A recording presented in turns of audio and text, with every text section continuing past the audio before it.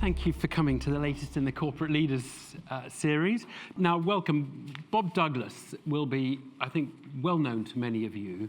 He has had an interesting career, and he took over BP in one of its darkest periods, just after the Deepwater Horizon tragedy.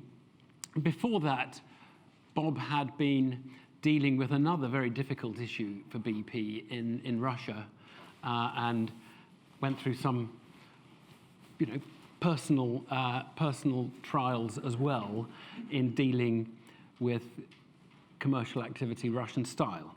So basically, Bob was there in Russia and then took over after Deepwater Horizon, has reigned over the whole of BP since 2010. Now, our format today is Bob is going to talk for about 10 minutes from the podium, so a short speech. I'm going to then ask a few questions about climate change specifically, which I think will come out of the talk. And then I'm going to invite you to ask any climate change related talk questions. And then we are going to change the subject, and I'll ask some other topics, and you can ask some other topics. But I wanted to get the climate change block, if you like, in one block. So it'll go Bob, some questions up here, and climate change questions there, and then we'll move on to other topics. I will leave plenty of time for your questions and plenty of time for non-climate change questions as well. But Bob, maybe you'd like to start by taking the podium. Thank you, Evan. Thank you very much, Evan. And good evening, everyone. It is, I don't get here to Chatham House as much as I'd like, but we can't exactly blame the commute, because we're right around the lens. So BP and Chatham House aren't just neighbors, we're very good friends and have been for a long time. We've actually been working together for decades, since the 1920s, in fact, on some of the most pressing issues of our times. If you've attended one of the events in this series before, you might notice a little unusual to begin this way. Normally we go straight into the conversation with Evan, and I'm grateful the organizers allow me a little break in protocol, because there's a lot of things I'd just like to say on what's happening in our world, and I think it will be helpful if I set out some thoughts at the start about the issues, Evan, that is defining the future, and not just for BP or the energy industry, but I think for all of us on the globe. Here in the UK, in London, even in this square, the world's passions and frustrations and ideas relating to climate change are being played out. I think louder than any other city in the world. The UK is taking a leading role. Even still, the anger of demonstrators about the speed of progress is escalating. Climate protests brought parts of the capital to a standstill in May over Easter. And our offices, just next door, across the square, were blockaded for 2 days in May. And then simultaneously, our AGM was briefly interrupted by demonstrators, even as we were passing, I think, a very progressive shareholder resolution. Then in June, activists risked their own safety and that of others by scaling a floating rig under contract to us in the North Sea. So tensions are running high, and we recognize there are real concerns being expressed, not only about BP, but about the energy sector much more broadly. So all of this might suggest that the demonstrators' view of the future is worlds apart from BP. The frustration from my side is that we agree on much more than people realize. Like our critics, BP believes the world is not on a sustainable path.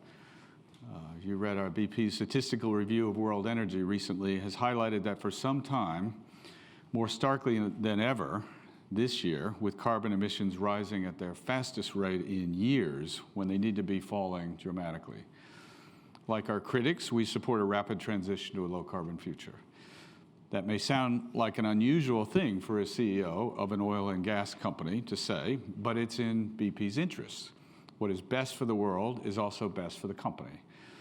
If dithering and delay lead to an abrupt, precipitous course correction tomorrow, that could be highly disruptive for business and the world economy. So we need to get on with it. And in a similar vein, BP also agrees with its critics on the need for the world to move to net zero emissions. That's what Paris calls for in the second half of the century. And BP applauds the UK government's ambition to reach it even faster and sooner by mid-century. Here's one more area where there's a high-level agreement, which is the necessary components for a net zero world. So zero carbon heat and power, this is the future, keeping us warm and the lights on. Zero provided largely by renewables and supported by decarbonized gas, including the use of carbon capture, use, and storage. You want to see streets humming with electric vehicles and hydrogen-powered cars, and the skies and the seas being navigated by planes and ships powered by biofuels and hydrogen. It's a world where people and businesses will have moved away from a throwaway culture and embracing the circular economy, where we harness nature's powers to reduce emissions through planting trees and nurturing peatlands, changing agriculture. And in that UK net zero world, one of BP's core products today, oil, will likely play a smaller role.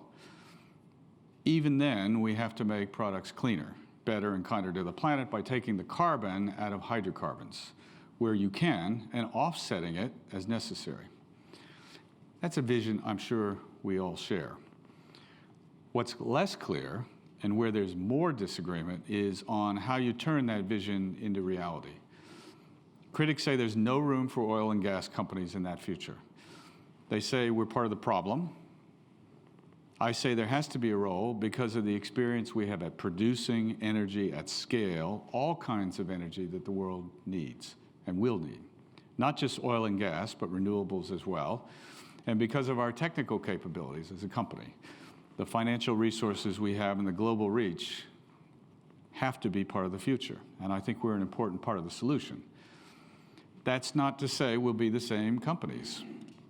At BP, we've never stopped evolving, modernizing since we began doing business more than 110 years ago. And we're in action now, transforming our company again. It's happened many times in our history.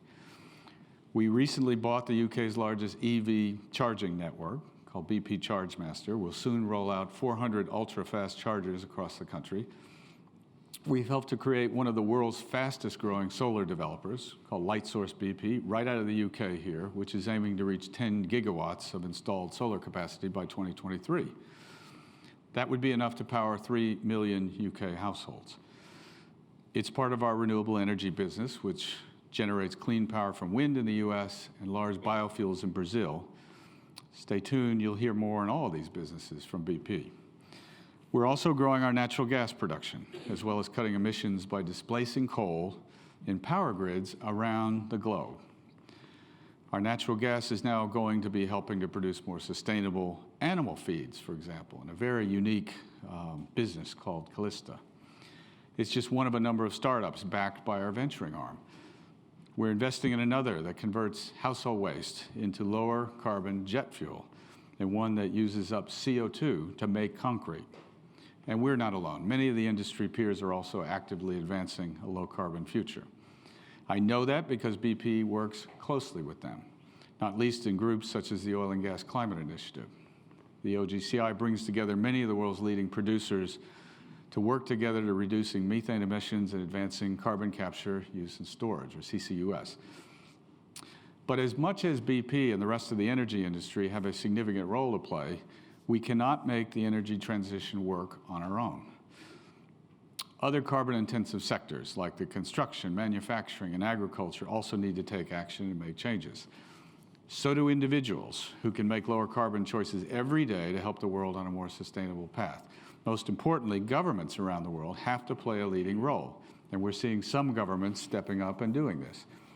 For example, only governments can factor in a cost of the carbon emissions into the cost of the energy itself. And we've seen it here in the UK, the impacts that can have on emissions. We hear about it, but actually Britain is a great example around the world and has driven down emissions to levels not seen since Victorian times. Pricing carbon, the most efficient, equitable tool we all have available for driving energy transition. And if we're really going to focus on one area, all of us, I'd say it has to be on pricing carbon, because it impacts the consumer behaviors which dictate corporate investing. 200 years of economic history says when you put a cost to something, that's how you change behaviors. But as we're seeing with the yellow vest protests across the channel, it's not easy to introduce carbon pricing at a level that will incentivize low carbon choices right away, energy efficiency, and low carbon investment. Goes to show just how important It is we work together, consumers, companies, governments, activists, and investors. The challenges facing the world are too serious to polarize the debate and demonize one another. In order to progress, we have to talk collaboratively, constructively, not broadcast our opinions at each other, but really talk. That means taking the time to listen, understand each other's perspectives, and then work together to find the solutions, and fast. And that's why I'm here tonight. I look forward to taking your questions, Evan and others, and engaging in a real conversation about it. Because the only way the world is ever going to meet the Paris goals is by coming together in constructive dialogue and putting that dialogue into action. And if we do that, and I'm optimistic we can, then we should all be optimistic about the future. Thanks, Evan. Right, so look, just tell us, BP, what are you projecting as the delivery of oil, the growth of oil, of hydrocarbons? When do you reach, as a company, your peak oil, for example? Don't know about BP, the International Energy Agency. Put it in perspective, the world produces about 101 million barrels of oil today. The International Energy Agency says to be on the path to Paris by 2040, 2050, you're still at 70 plus million barrels a day and still be on the path to 2040. 2040. So for us as a company, we'll be changing our mixes. We'll shift from certain kinds of oil to other kinds of oil to be advantaged, greatly increasing natural gas, which I'm absolutely convinced is the only way that we're going to make progress in the world. Displacing coal with natural gas has to be part of this equation. And so we'll move our portfolio in time here and increasing alternative energies as well. But do you see your company as growing in the hydrocarbon sector? Are you a kind of a growth guy, or are you a kind of, no, my job is to manage a slow decline in hydrocarbons. We might do some other stuff, but hydrocarbons is history. No, and I don't think that necessarily is at all consistent with Paris as a company. We are a company. We do need to grow as a company. It's really important to our investors if our investors leave us. So it's this mix of what we have to do. And they're very clear that they would like to see our portfolio mix and how we manage our capital spending going forward consistent with the goals of Paris. BP pays £1 out of every 12 pounds in dividends into the UK economy. And so I'm sure everybody in this room probably knows 10 people whose pensions will be backed by what we do economically as well. So this is the great dual challenge we've got. Well, let's think about what the other stuff you're doing, because what one contention would be, hey, you guys, you've had a good run on hydrocarbons. You know, everybody can see that you can do that. We have no reason, if I'm an investor, for example, no reason to think you're any good at solar. I mean, what competitive advantage do you come at solar plants or turning waste into fuel? I mean, these are completely different skill sets, aren't they, to yours? Not really. So running solar farms and operating them for years and years is probably not our core skill. But developing large, big projects and combined with what we do, cross borders, managing the financing, leveraging that financing up, that's a core skill. Taking bio waste, for example, we've made an investment in this company called Fulcrum Bio-Waste. It's an amazing company that takes municipal waste, except metal, puts it into something called a Fischer-Tropsch process, which BP, which is like a refinery, and can create massive projects. And we're working really hard to bring one into the UK, by the way, because I think it would be great for BA and BP to work on biojet fuel, which is a real challenge in the world. So these are part of our skills. So what's the core skill there? It's kind of running something that looks like a refinery, an oil refinery. We manage logistics. You take waste streams, feedstock, and turn it into chemical processes, which turn it into a useful product we need. That's exactly part of our skills. Wind farms, we have massive ones. You can buy wind, but we can buy anyone else to do wind, can't we? You can, but we've also been doing it, and we've been doing it for more than a decade. The other thing we bring to these, and it's going to require the optimization, the use of energy, we're a massive energy trader. We trade about 30% of the natural gas in the United States, for example. So electricity trading along with fuels and logistics and getting it in the right places, and even managing power supplies and optimizing it is definitely part of our core skill. Are you going to use, I'm going to ask this question in a kind of terribly naive way. Are you going to use all the oil that you've already found? Is that all going to come out? I know that there's not a strict definition, but you... Yeah, I think you're getting at this term called stranded assets, which always happens. It always happens in oil and gas and all kinds of resources of every kind. It goes through price cycles. As some of what we have may end up being less economic. We may divest of a lot of things that we have as well. But we very much have this very, very strict definition of reserves, which is based on an economic life of your reserves. In our case, in 13 years, if we produced everything we had, it would run out. So we can actually turn the ship faster than people think and our balance sheet over. There will be places, like there are in every industry. Some will be stranded, but there'll be new ones. Yeah, and we'll produce new sources of more advantaged oil in other places. Your CapEx, your capital expenditure, some of it's on hydrocarbons, some of it's on newer or alternative energy technology. What's the ratio? So today, well, let me start with BP has a capital installed base around the world of $140 billion, and we're not by far the biggest one. But that's a lot. And so we will spend our capital certainly to maintain that asset base as a company. That will be part of what we spend. We spend capital today of about $500 million today on renewable energies. That will certainly grow. $1 billion more total spending.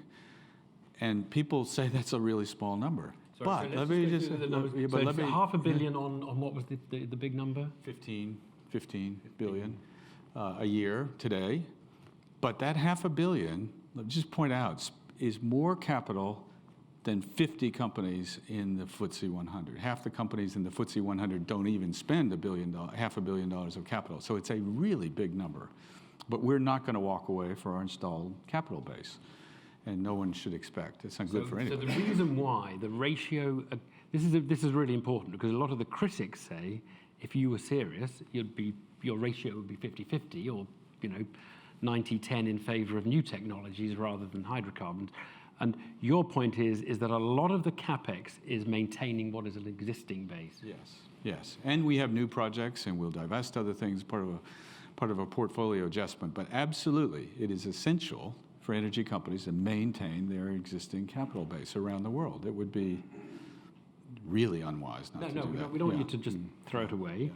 Or keep it safe. or to let it rot.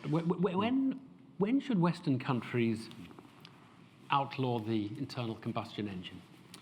Well, that's a decision for governments to do that, and there are cities around the world that are making those decisions. I think it really gets at electric vehicles and the transformation to electric vehicles. We'll see that in time, most certainly. Britain and France are both saying 2040 at the moment. Yeah. Mm-hmm. Is that good? Too ambitious? Unambitious? Well, it depends on what the objective is, because going to all electric vehicles, which is great for cities and the air quality in cities for sure, but it's the cost of how you do that. It's the cost of what you do. Everything is interrelated here, including your automobile manufacturing industry and the jobs that go along with that. It's a big system that countries have to manage. So when they make statements like that, they're not just talking about electric vehicles or fuel. They got to think about a much wider system.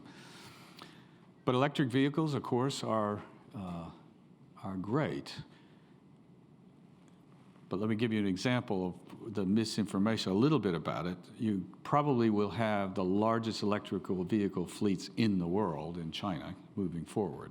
But when 60% of your electric power comes from coal, that's just moving pollution around. So there's a whole system here that has to be thought about as well. We will make vast inroads by making fuel-efficient fuel and the internal combustion engine. You will get there much faster in terms of reducing emissions by making the engines more efficient going forward than turning everything into electric vehicles. Every study I've read on this. So both have to happen. We've got to improve the emissions of our products to customers. We do all kinds of things, Evan. Things you wouldn't think of. So we make cleaner fuels now to use in your automobiles, which clean the engine, you get more mileage from it. That reduces emissions. The things we do, for example, in lubricants that make better lubricants that reduce friction in vehicles, reduces mileage, reduces emissions, and they'll be used in electric vehicles as well as wind turbines, for example. So the quality of our products has a knock-on effect that we work on all the time. Obviously, you're aware, BP has somehow become a company right at the heart of the debate about climate change in this country. And the debate about climate change in this country is as ferocious, as you said, as it is probably anywhere in the world. We hear Mark Rylance resigning from the Royal Shakespeare Company because he doesn't want BP sponsorship. A kind of galleries under pressure for not taking money. I think Anthony Gormley was on the Today programme over the weekend saying BP need to do something. They don't take it seriously. I'm interested in whether those protests, do they affect your behavior at all? Do they affect your thinking? Well, certain kinds of protests do. A small vocal minority on the arts probably just feels odd because the overwhelming feedback that we have, overwhelming in the UK, is the support of arts, which BP has done for 50 years here, has provided access for millions of people to go see the great art, singers, shows in the UK for free. So most people, including the artists, give us that feedback. But that doesn't make the headlines, I'm sure. I think, and we strongly would like to support the arts in the UK. We don't only support just the arts, STEM education, huge effort in there, the Paralympics, all kinds of things make up what we do in the communities we operate in around the world. It's different in every country. Take Angola. We've got a program to take 100 women to demine the minefields of Angola and teach them also how to build sustainable agriculture after it's done. And by the way, we found they're far more reliable than the guys. So we tailor what we do. With 50 years of sponsorship in the UK, our employees and the overwhelming figures do it. But you've heard the critics who say this is greenwashing. This is spending a small amount of money on improving your image. And what they want to do, and I have to confess, I can see how the tactic, even though it might be illogical to blame an oil company, we've all accepted we're going to be using oil and hydrocarbons for a while. So we need BP. I mean, that. We see ourselves as an energy company. We're rapidly transforming ourselves. But they think that the way you get change is somehow to stigmatize, to kind of make us think of hydrocarbons as dirty and unpleasant, and the people who trade in them and touch them and mine them, they're tarnished. And it's sort of interesting because I wonder whether as a tactic it does work and whether it will spur change. I'm particularly interested in whether it spurs change on your part, whether you think, let's not do this because it's the kind of thing that gets the protesters out the front door. Well, I hope we don't just have to walk away from supporting the arts to get a small minority out. My view, and this is what I was saying there, there's got to be dialogue and understanding. I don't think this issue of the energy transition can be done without the kinds of companies like BP, not just BP, all the research, the funding we do in this case. To have us go away doesn't feel right. And if there's a very vocal minority to go after climate change through support of the arts and making it really uncomfortable for people to go into the great institutions in Britain, I will tell you the rest of the world finds this the oddest approach, and just kind of around the world just thinks this is all very curious here, because there's much more better ways. We support dialogue, that's why we're here. We don't, peaceful demonstration, absolutely fine. As long as disruption is not unsafe, that's the world we live in. But we'd really like to come together on a really complex systems problem and then think about how to do it, because to me, what happens in the portrait gallery just feels odd to everybody I know who understands the point of view, but denying people free access to the arts doesn't feel right. We don't tell the museums where to hang the paintings or what to do. It's just something for the community. Okay, I want to take only questions on climate change for a few minutes. If there aren't any, we'll move on. But I'm expecting that there will be some questions on climate change. So Please don't, you're going to get a chance to ask other questions. So only questions on climate change or climate change policy or sustainability, broadly defined. And I'm going to take the lady over there with your hand, put your hand right up, yeah. Please wait for the mic. It's very helpful if you'll tell us who you are. It'll help Bob to know. Great, thank you very much. My name's Gillian Ambrose from The Guardian. It was great to see Lightsource BP get a mention in the speech today. It's a company that's doing incredibly well, in part due to really innovative corporate PPA contracts where they're supplying some really big companies with renewable energy. When is BP going to be one of those companies? Well, let me make a point about Lightsource BP, because when you talk about the capital number, I think it's really important. So we invested $200 million in Lightsource BP less than 18 months ago. It was in one country. It now works in 10 countries around the world, and most amazingly to me, 16 different individual states in the United States, because they're like different countries. That took the $200 million we put in there, and since then, Lightsource BP has leveraged $8 billion of investment that has come into it from infrastructures around the world. So we talk about the low numbers, but we've leveraged up basically $200 million to $8 billion that's now being used all over the world. So that's where the calculations, I think, are not quite clear when people say a small amount of money. So BP will trade the power from that. But you're asking me when BP will be selling electricity into individual homes? When will BP itself be powered? As a company? As a company. Still digging oil out of the sea, but it's powered by Lightsource. Yeah, I can't give you a date on that, but I'll give you an example of what we're doing with the solar power in countries we work around the world. So we bring it into Egypt. It powers our operations. Trinidad's another place. Huge amounts in India. Isn't the same in every country here. That allows us to produce more of what we do for the country, developing, not using natural gas. Country has renewable power, and we can still develop the resources in the country. So there isn't a simple answer of when. It's going to be different everywhere. Take the gentleman in the front row here. Just reminded to tell us who you are. Thank you very much. It's Masato Kimura, Japanese journalist. Mark Carney, Bank of England, and Bloomberg launched the scheme and task force climate-related financial distribution of Financial Stability Board. And in Japanese, 170 companies participated this scheme, and in UK, 103 companies participated this scheme. And so Japanese companies want to know how global companies respond to this scheme, how serious you respond to this scheme.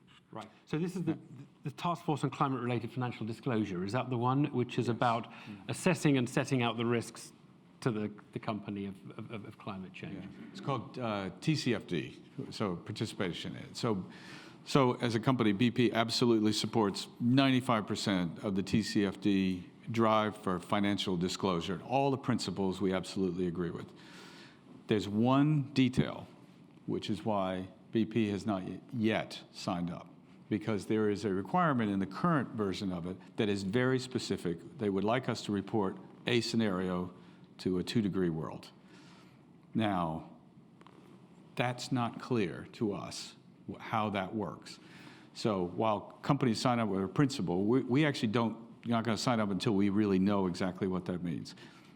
Why? I'll give you something that has been said to me by class action lawyer in the US with a big firm. He said, we can't wait for you to sign up for that and put a scenario in your annual report, because whatever scenario you have will be wrong in a year or two, and then we are going to sue you for misleading investors. Well, that's not a very great incentive to try to do the right thing. Put next to that, you could say this is one scenario. In a year's time, we will be changing our mind, undoubtedly, but it's for illustrative purposes. And that's what we do. We put a whole range of scenarios out, which can be consistent with Paris or not consistent with Paris, but based on the current data. I'll give you an example of why we should all be worried about the Paris Agreement. So TCFD, I think you there's a whole group of companies, particularly American companies, who are really cautious about signing up for the details of it, want to work out TCFD to show the range. And I think we'll do that. I think there's a lot of dialogue going on. Principles of it, absolutely agree with TCFD. Now, here's one of the reasons we should all be worried about Paris, because countries signed up to Paris to move emissions, to keep the temperature well below 2 degrees. That's how we're viewing the future, and try to get to 1.5. If you add up all the national commitments, international commitments on Paris, you get somewhere today between 2.7 and 3.5 degrees. And that's if everybody does what they signed up for. We should be worried about progress on this, less worried about financial stability. The basis of TCFD, because it is, the premise was that stranded assets could become a systemic risk to the financial system. Now, I'll just point out that in 2015, the price of the products of energy companies went down by 70%, and it didn't cause a blip in the financial system, caused stress on some of the energy companies, and actually helped growth, I think, globally. So that premise, I don't think, is really the right premise behind TCFD. The transparency, absolutely. Sorry, I'm puzzled. So the thing that you don't want to do, which TCFD requires you to do, is to produce a scenario as to how your company would behave if the whole world and you were taking us on a course to 2 degrees. That's right. And it also But that I would have thought that's basically saying, tell us how you can get us to Paris. Yeah, well, so of course there's 1,000 ways to Paris. Just give us one. I mean, that must be a reasonable ask, mustn't it? Not a single scenario. Not a single scenario on this is we won't do it. I'm sure TCFD will get there with a range of scenarios. We've got the IEA scenarios, the IPCC scenarios, of which there's 1,300. So laying out a single scenario, which also requires you to lay out your competitive data and assumptions you think about energy prices. I mean, this is quite a complex thing. And we know a lot about the U.S. legal system. Quite well, in fact. But you can't, I'm sorry, you can't immunize yourself against it by just putting the appropriate riders on. Any decent, half-decent judge would say. That's why you have the whole range. And you can put a whole ranges in there. Don't lay out actually what your projections are on energy prices. It's actually anti-competitive in the United States to do that. So we'll have many scenarios in there. We'll lay out what the assumptions are, but we're not going to lay out the scenario. And we'll get there. And I think all companies should think about it quite carefully. Okay. Including a couple more questions. We'll take the lady in the middle there, and then we'll take the gentleman over there. Yeah, keep your hand up. That's it. There we go. And then we'll take the gent with his hand up over there. Hi, thank you very much. I'm Chantel Beck from McKinsey, and would love to understand your thoughts from an oil company's perspective around the importance of being a leader on Scope 3 emission reductions. You'll have to explain the Scope 3. These are the emissions that are not your emissions. This is your users' emissions, right. Correct? Right. It's the emissions of your products, yeah. So we understand and hear the concerns about our Scope 3 emissions. It's become sort of a flag, Scope 3. I think it's a myth that BP does not report Scope 3 emissions. We do every year. Our products and the emissions that come from the use of our products by the customers, okay? That's in our sustainability report. We've done this for years now. What we haven't done is set out a target for what the consumers will do in terms of the emissions from our products. That I don't think anybody can do. But the you can reduce the emissions from your product on a sort of a per unit thing, but we cannot project how our customers will use it. We cannot say that a small car with 4 people going to a place and another car with 1 driver in a big SUV, the carbon footprints of the use of product is different. And around the world, we cannot project or promise a target when we don't know whether economic growth in the world will go like that or whether it will fall. So we're very clear we continue to improve basically the Scope 3 per unit of our products. We'll continue to do that. That's a big drive inside the company. We reduce, improve, and create new models of business, improve our products, like what I was saying about lubricants and the fuels. That's different than saying, and we're going to promise our customers are only going to use this. We can't do that. We can't go to the forecourts and say, we'll take your car, but not your car. No, you have to put another person in the vehicle to sell your product. That's essentially the difference. But we report Scope 3 emissions, and we internally lay out how we improve the carbon efficiency of our products. But that's competitive, actually, what we've been doing with gasoline and petrol here. We did this recently in the UK. We improved the carbon efficiency of our fuels, and we were sued from all directions to prove it. So we've gone through that process, and it has proven it, but we can't set that target out for a number of reasons. Okay. And Ben and I at Shell talk about this all the time. A gentleman over there, yeah. Yep. Dominic Caratu from Rabobank. Rabobank. Mm-hmm. Thank you for your time, Bob. Just a quick question. The IEA last month came out with a report about the importance of nuclear energy in the transition. Yeah. So as an energy company, are you looking at nuclear within the whole mix, given that we can't just rely on renewables or whatever? Yeah, it's a really good point, because the world does, I think, need nuclear. As a private company with shareholders across jurisdictions, you won't see BP building nuclear plants. That's definitely not our core capability.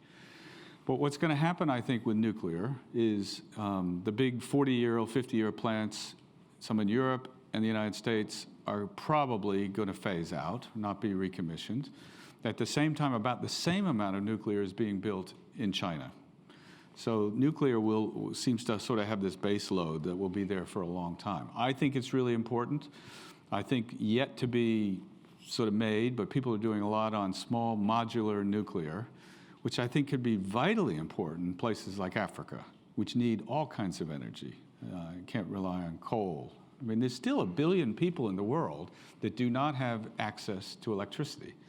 Now that's 15 times the population of the UK, and there's 2% or 2 billion people don't have access to clean cooking fuel. You know, it's wood, it's charcoal, it's cow dung, and often it's in the house where they live. We forget that, and as we talk about the climate change and the energy transition, we have to make sure that it's not just wealthy countries' perspective on that. There's a coal-fired power plant being built once a week, installed in 8 countries in Asia and 1 in Africa. That's getting the wrong kind of fuel in permanently, and that to me is one of the epicenters of climate change. But I hope nuclear, are you in that industry? No? Yeah, I agree. I agree. Okay. Yeah. We're going to. We've all watched Chernobyl. Yeah. Which is very good, by the way, if you haven't watched it. I actually now realise that clock is running slow, so I've let it slip longer. I'm going to call a halt to climate change questions. I'd like to move on to some other things. I've got a few things I'll ask Bob, and then we'll come back to you for more questions. Hopefully not about climate change. Bob, as I walked in here, there was a demonstration outside about BP's activities off the coast of Senegal. Let me just run through there was a panorama on the BBC and an expose of all of this. And let me just explain it, because I do think it is interesting. And I know it's the kind of thing that every big multinational minerals producer, miner, gets caught up in. But it is interesting as to whether the standards of governance are adequate. So you bought some rights off the Senegalese coast from a group associated with a guy called Frank Timis. Small percentage. Can you tell me what Timis brought, what competitive advantage, what skill set he brought to that deal? Because a lot of people say the only thing he had was, relationship with the ruler. So first, no offense, Evan, I think that Panorama Africa story was just sensational, inaccurate, and journalism needs to be tightened up on this, with numbers that were astronomical, and the approach. So not you. I know. Yeah, I think you should. So what it has caused, but not good reporting. So what it has caused is now investigations on what should be a really good news story. So here you have Senegal and you've got Mauritania.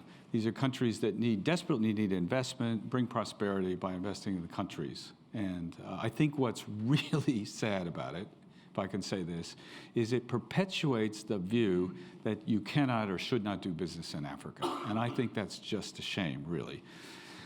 It'll bring jobs, it'll bring energy, it'll bring natural gas to the global markets, which will displace coal. It's good for the environment. I mean, it's really one of the most exciting energy stories this year in the world.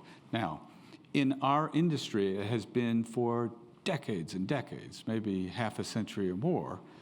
You have investors who take risks and buy rights to, it's not just oil and gas and minerals, it's not only our industry, who take a risk. 90% of them lose their money. They sit there. They will never have the capital to be able to invest in the projects. This happens all over the world.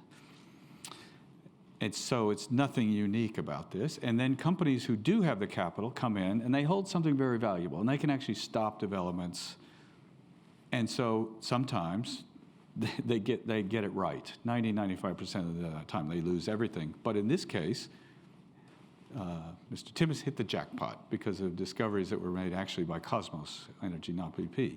We came in and said, this is a really good project, we want to enable it. The only way to move it forward is for minority shareholders to step out. But he was connected, wasn't he, to the brother of the president. It was paying him a very large amount of money.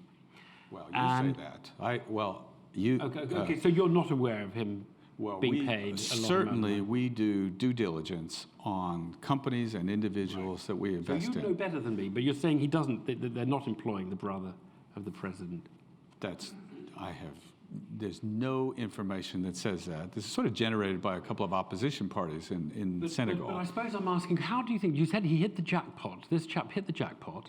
Now, let's take, and I have no idea, so let's, for sake of argument, assume that he's getting 1% of what the BBC said he was getting, or was getting massively less than Senegal gets, the government of Senegal gets. So let's assume all of that. Massively more?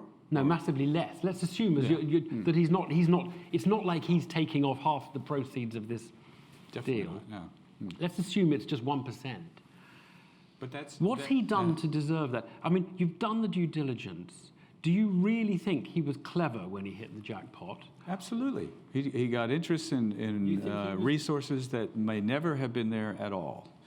And that's who what he knows your or due doesn't diligence know. said. I mean, if that is what your due diligence said about him, then that's an answer. It's a good answer. If there had never been resources discovered, whatever he invested would have been gone. But really large resources are there. But he only bought them very shortly before you bought them off him, as I understand it, didn't he? He acquired the rights just before you got them.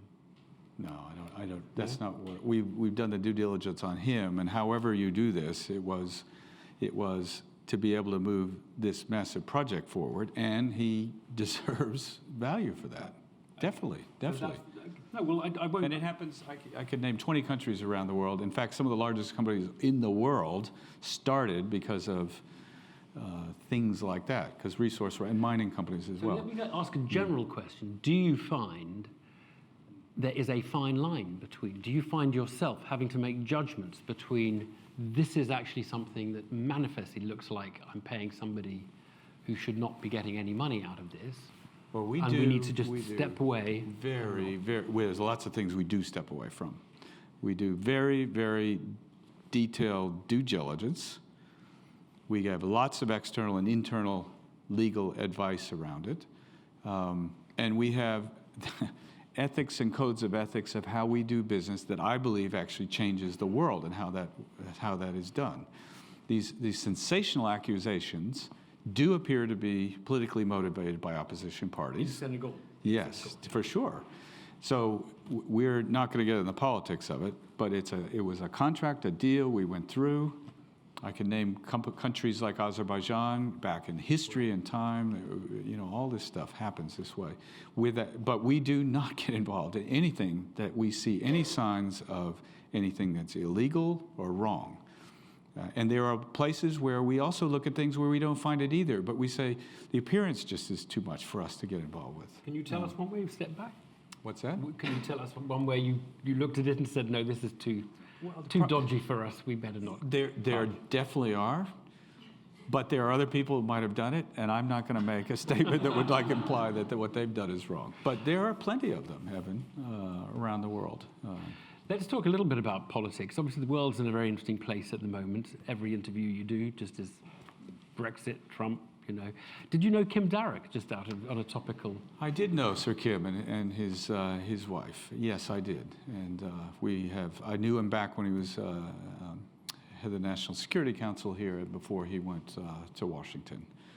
And I found him to always be very helpful, very professional, and very, very helpful to what he did. He's an extremely bright guy, and I've got a lot of respect for him.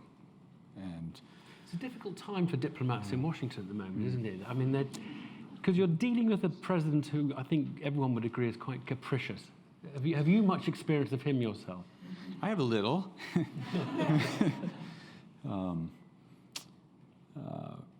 Okay.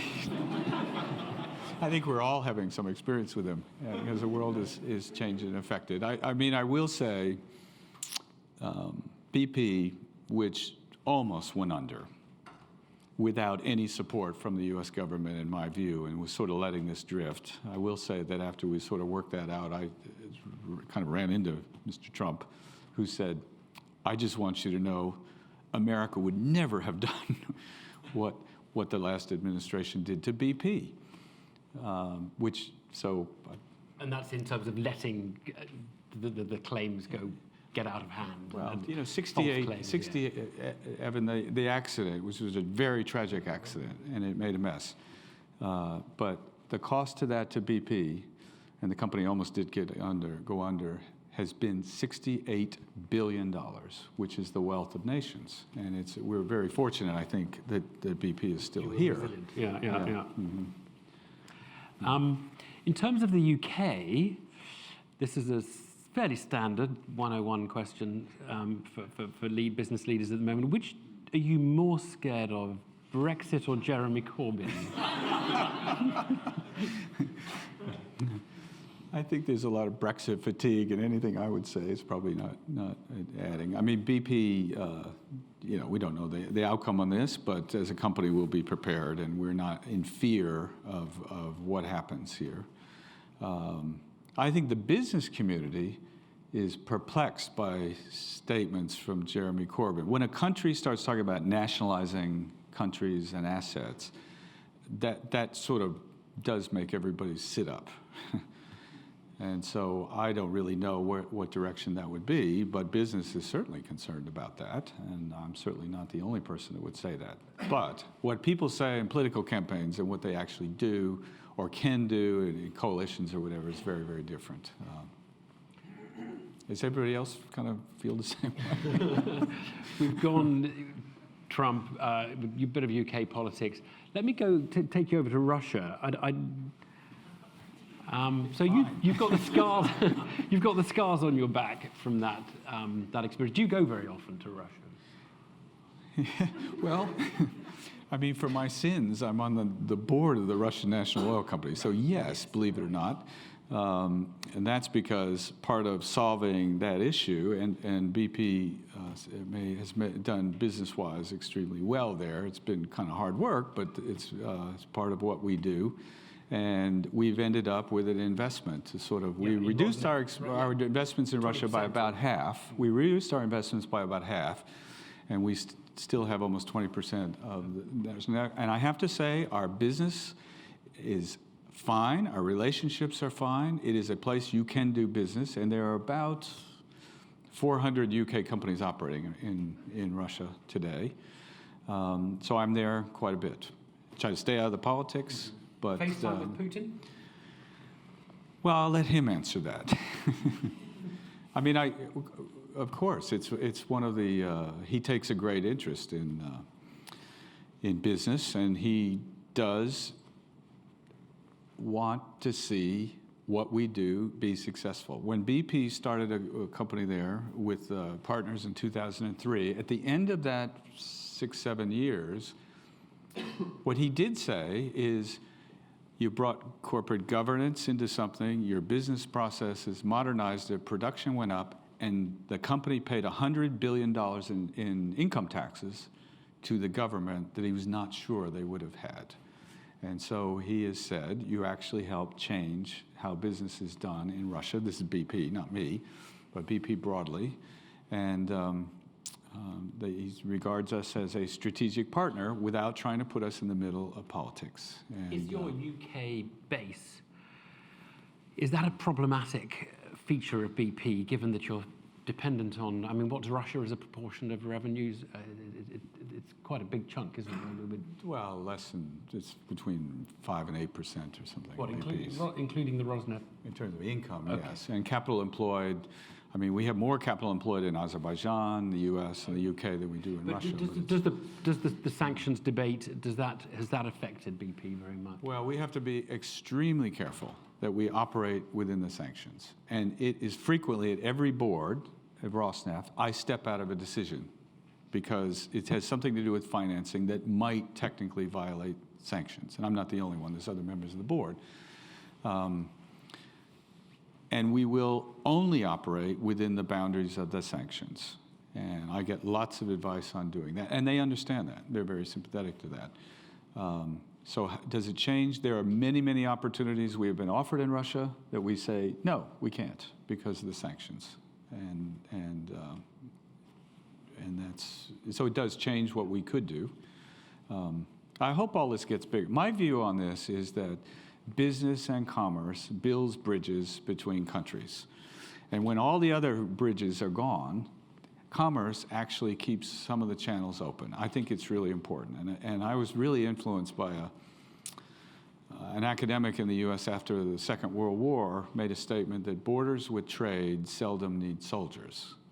And while it sounds very archaic today, I absolutely have started in work in international business thinking, you know, that's actually quite profound. And that was part of the philosophy of bringing the world together after World War II.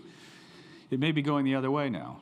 I mean, I think what's not good, certainly for an energy company, but for the world is for free trade to start getting restricted.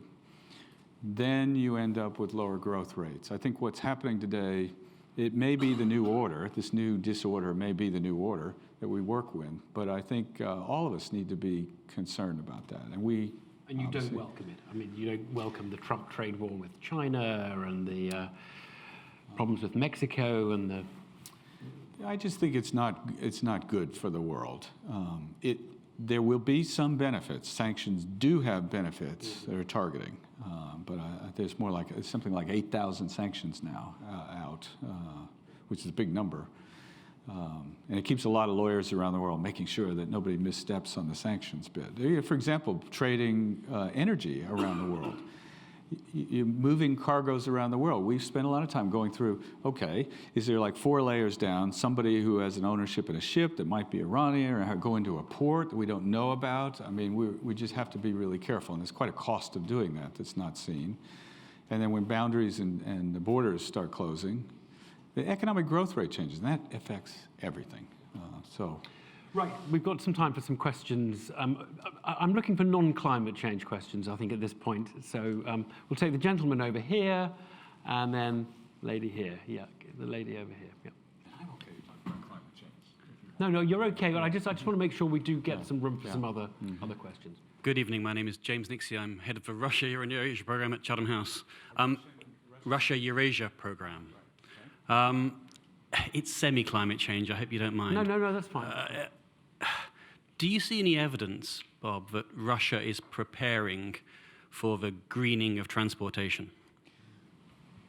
So one of the things that, for example, Rosneft, and this is where I'd like to believe that BP has a lot of influence. So we work with them on many things around how they operate, safety, the environmental work, and they just signed up to the global methane guiding principles. They have plans to reduce their flaring, and they are reducing flaring. So there's a lot happening there in terms of making efficiency in that company. And whether or not BP influence, I think we do. And they listen to us, even down to the point of engineers working with them on how to do that. Obviously, it's a resource-rich country, particularly with natural gas. which is, I believe, again, a really important product for the world. These are really big steps that will have big impacts on where the energy transition going. So I'm not exactly sure what you mean, the greening. They're talking about, they've read the recent study about, for example, reforestation. And the country that came up the first of one of the great steps that could be made towards reducing emissions with carbon sinks, offsetting it, is Russia. And they've taken that really seriously as a way to try to think differently and do things. But the electric car debate, let's be honest, probably not very advanced there, really. Well, they've sponsored the electric Formula One in the middle of Moscow. Okay, well, that shows something. Their bicycles, just like, I won't use the term, the blue bikes. I won't say Boris bikes. But they've got those schemes, and they are changing their behaviors because in Russia, for a long time, the window was the thermostat. And so changing behaviors, putting a price on energy is changing behaviors of people every day. So I see that for sure. It's a very modern city. I mean, I'm sure you all have a view of what Moscow would be like. If you've never been there, it will shock you when you go there. I mean, it's quite a big modern city. Over here, yeah. Sarah McFarlane from the Wall Street Journal. Just on the Senegal story from Panorama, you mentioned that it caused investigations on what should have been a good news story. Yeah. I just wondered what those investigations were. Oh, they're down in Senegal. I mean, Senegal is and of course, the government has to respond to statements like that, so there are investigations starting there. And, we'll participate and cooperate with everything. Feels a bit political to me, and I think I'm going to reiterate this point about Africa, because this has done a great in-service. It just perpetuates the myth that British companies, for example, should not do business in Africa. And I think that's the real price that will be paid with this sort of thing. You've had one, so I want to say, any more questions? Yes, gentleman right over there. Hello, Ron. I don't know if it does perpetuate the myth, by the way. I mean, I'm not here to defend the BBC, genuinely. I think people just hope that British companies follow very good governance and encourage good governance wherever they go. Yes. And I think everyone's very aware that it's very difficult, Yes. But you've acknowledged that, I think. Yes. And we have to be really thorough. Thank you. Ron Booster from Reuters. Question about Iran. Tensions have risen in recent weeks, especially after the seizing of the tanker and the threats that from the Iranian side to do something equivalent to British. It wasn't exactly clear, but obviously BP would be considered a prime target. So could you share your thoughts on what BP is doing on that front? How worrying is it? And generally maybe about the whole Iran situation at the moment. Good question. Yeah, well, BP does not do business and hasn't done business in Iran for a long, long time, even though the company actually started in Persia. We're very, very careful about the sanctions. What I said about trading and moving energy around the world requires a huge amount of due diligence and care because of the accidental straying into sanctions, for sure. I think we're just going to be really careful about our ships. I mean, of course, because for those of you who don't know, I think they threatened to seize a British oil tanker somewhere, anywhere. So we will, of course, be careful about that. And there's no news really on that story. Better paint the BP off the side somehow.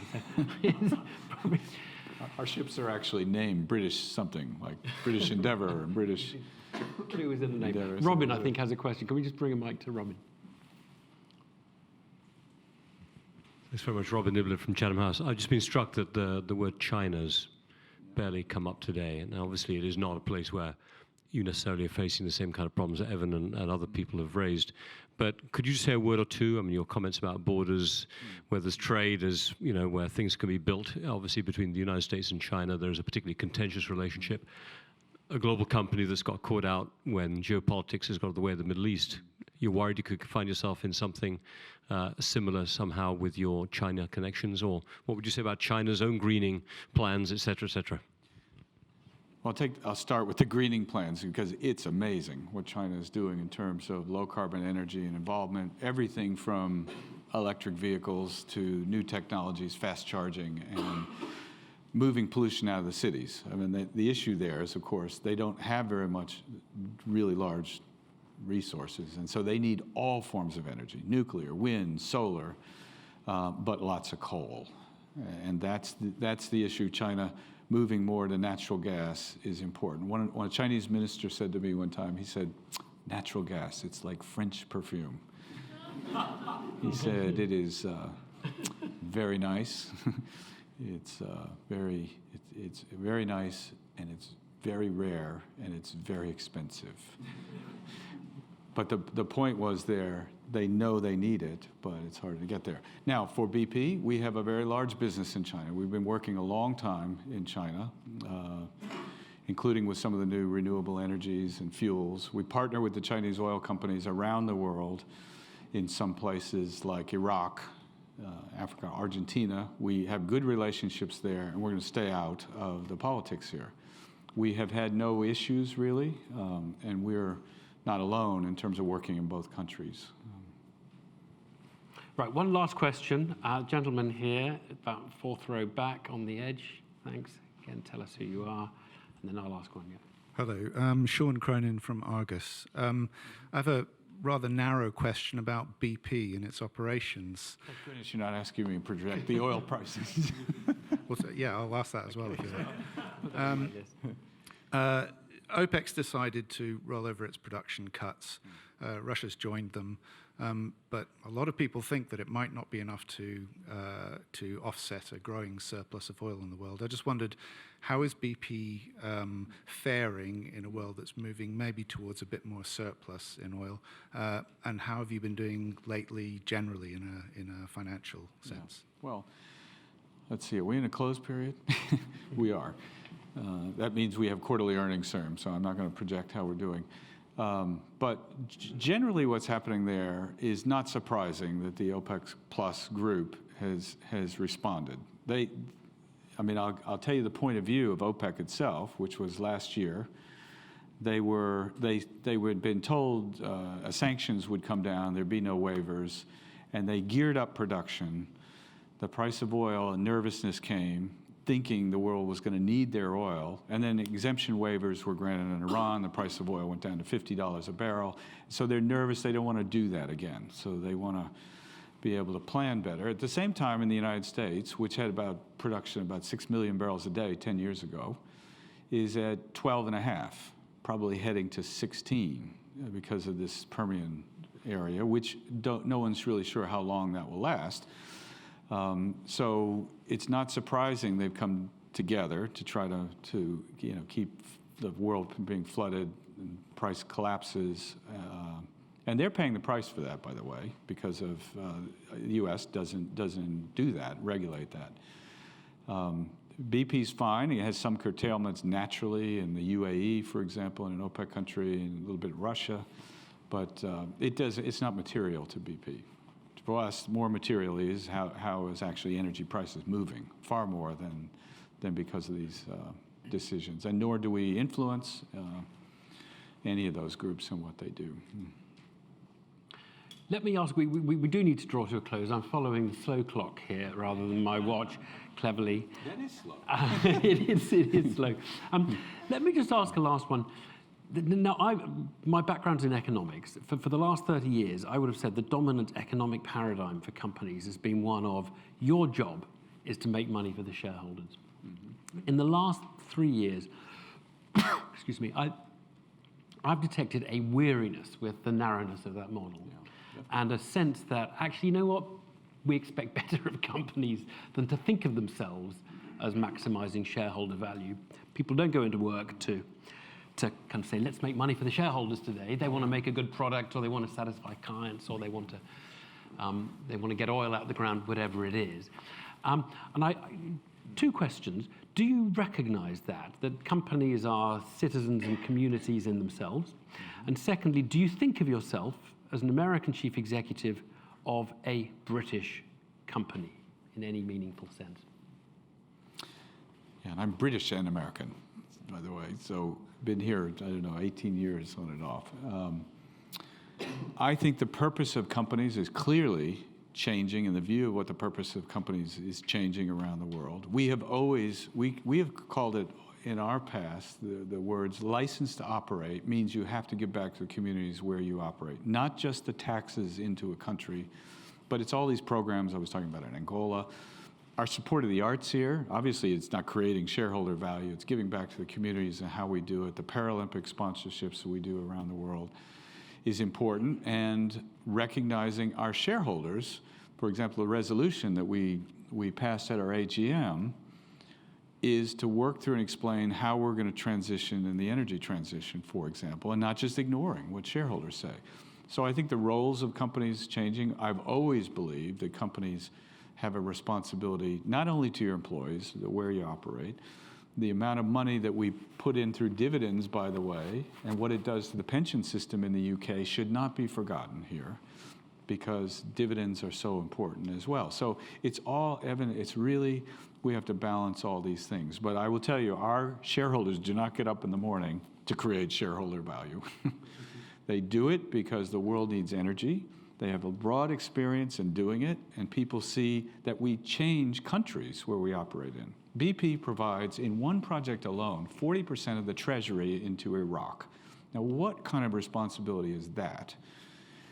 Unless we're thinking about helping a country rebuild itself and then building skills and a skill base that goes on and on. Encouraging STEM, for example, I think is a great social responsibility for us to do that, and particularly women in the diversity coming forward. And it worries me greatly in the United Kingdom that 14% only of women going into university, even going to science, technology, engineering, and math, only 14%. It's 17% in the United States. So I think we also have a role to play, not in government, but doing our own way of achieving some of the goals of society. And as a British, do you feel it's a British company? The British, I think, have always tended to feel it is a British company, but they probably don't understand it. It's like, what did you say, the dividends? 1 in 11, £1. 1 in 12. 1 in 12 in the UK. goes to UK shareholders. I think people might think that's really quite low. I know you probably think it's obviously very useful. I'm not suggesting it isn't useful. But is it meaningful to call you a British citizen, not you personally, your company, or a citizen of the world? Well, I think BP is a great British company with a great heritage that goes on, that has grown into being one of the great global energy companies around the world. It's clearly headquartered in London. Our employee mix is very, very broad. I would say most of our employees around the world, English is not even their first language. So we're a very global company. But we certainly feel British, and I feel it is British. I love it here in Britain, by the way. But what I really like about where I think BP is positioned in the world, and we do think of what we do and invest, and it's not a very Western thing. If you go in the United States or even most of Europe, companies like ours do transactions. I believe we do relationships for generations. We have got to work on relationships in the countries where we operate, where most of the employees are from that country. Right now, many of the global energy companies are regarded as national champions for this or that. And one of the great things about, I think, BP is we are regarded as a British company that is global and not political. And I think that's an advantage for us right now. I mean, I'll tell you, if we're doing really well in Mexico, I think partly because we're not an American company, as an example, for example, maybe. And there are other countries around the world. And Britain has despite all the uncertainties around the world, Britain has a great reputation around the world in doing business, in my view. Capitals around the world, and when the official ties are strained or broken, they like to work with, they don't regard it as negative that we are British, I would say. We've taken too much of your time. We lied. We said an hour, and we've actually taken quite a bit over an hour. But thank you for your questions, ladies and gentlemen. But let us please thank Bob Douglas for his answers.